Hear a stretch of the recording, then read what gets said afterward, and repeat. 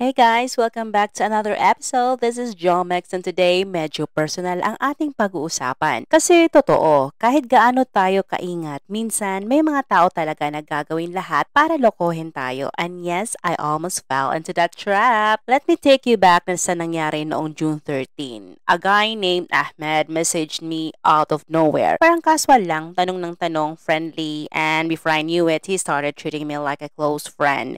So at first, I thought, baka mabait lang siya. But then came the offers biglaan. Sabi niya, papadalhan daw niya ako ng iPhone, ng shoes, ng gold necklace, parang bracelet pa nga, at kung ano-ano pa. Pero ang pinakamabigat? Ang pinakamabigat is nag-additional daw siya ng $260,000 sa kanyang package. Wow, bongga, diba? Ang laki. So, ita-times mo yun sa Philippine money, how much? Kaya na mag-calculate, guys. So, syempre, nakakagulat, diba? Sino ba naman ang hindi matetempt, lalo na kung parang sincere siya magsalita, pero something felt off. So, the next day, he said na nasa DHL na daw yung parcel, and I was like, teka lang, galing US yan kahapon, tapos ngayon nandito na sa Pinas? Is he kidding me? Parang si Superman lang ang nagdala dito, papuntang from United States going to the Philippines, especially to my location. Pero mas tumindi pa kasi may email na pumasok, kunwari from DHL, pero alam nyo kung anong email address? gmail.com ang ending. That was the final red flag. Sabi ko talaga sa sarili ko, wait lang, hindi ito legit. Buti na lang, may mga advice na ako nabasa dati about online scams, lalo na yung mga tinatawag nilang romance scams or gift scams. I checked some scammer list online and guess what? The typical na situations or scenarios is andon sa mga possibilities ng mga scammers o yung ginagawa ng mga scammers. So, noong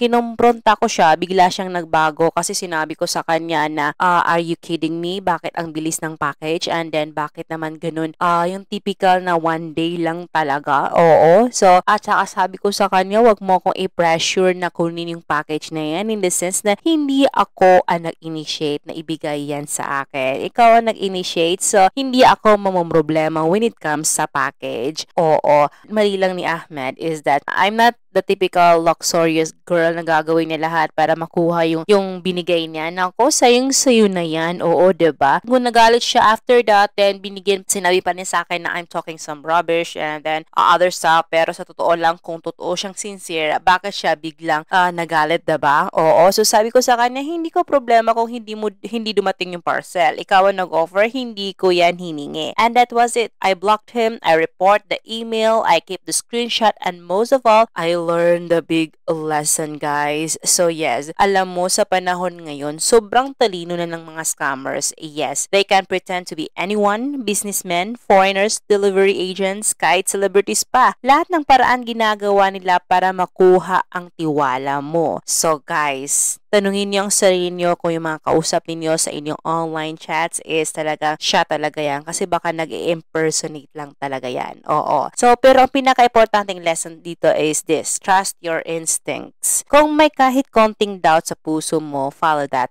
Don't be afraid to ask questions. Don't be afraid to say no. And always verify. Like in my case, diba? Kung tunay na DHL yun, dapat ang email nila ay nakalink sa official website. Diba? So, hindi kung saan-saan lang. That small detail saved me from losing more than just time. Yes, so to everyone listening right now, this episode is a reminder, maging alerto, maging matalino, at higit sa lahat, huwag hayaang gamitin ng iba ang kabaitan at pagtatiwala mo laban sa'yo. Kung may similar story ka, don't hesitate to share. Marami kang matutulungan kasi sa panahon ngayon, knowledge is protection. Thank you for listening, and I hope this story empowers you to stay safe emotionally, mentally, even digitally. Till next time, stay strong, stay smart, and yes, this is Jomex. Until next time.